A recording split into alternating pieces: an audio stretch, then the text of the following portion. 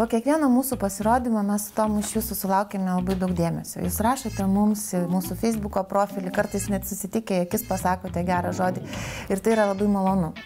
Bet šį kartą norime paakcentuoti kai ką kitą. Mes gavome ranka rašytą laišką iš Plungės, iš ponios Irenos. Ir labai daug visko prirašė, bet noriu pacituoti kai ką, kas iš tiesų mums su Tomu pasirodė yra svarbu. Aušra ir Tomai, jūs esate mano favoritai, be galo jūs myliu, visada už jūs balsavau, bet praėjusio sekmadienio pasirodymas man labai nepatiko. Tai buvo kažkoks postmodernistinis briedas ir aš kategoriškai atsisakau už jūs toliau balsuoti, iššoksite tokias nesąmonės. Ponia Irena, iš tiesų, kritika kartais yra daug naudingesnė negu kad pagiro žodis.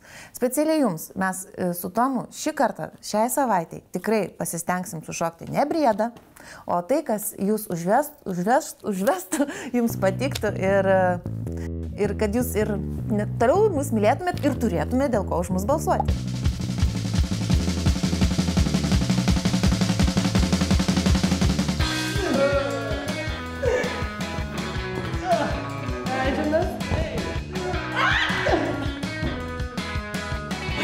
Viskas tik dėl jūsų.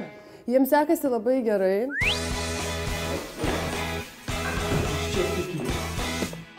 Stengsimės jiems perduoti savo žinias, kiek galėsim, o kaip jie atrodys, tai bus jų natūralus judėjimas lindihopo ritmu. Tai viską, ką jūs pamatysite čia, tai yra labai įtempto darbo po daug valandų per dieną šiame lindihopo klube trinimo šio parketo ir pamatysite, rezultatas bus tikrai geras ir tikrai uždegantis ir tikrai linksmas, koks ir yra šis šokis. Elegancijos viršūnė. Ponia Irena, viskas tik dėl jūsų.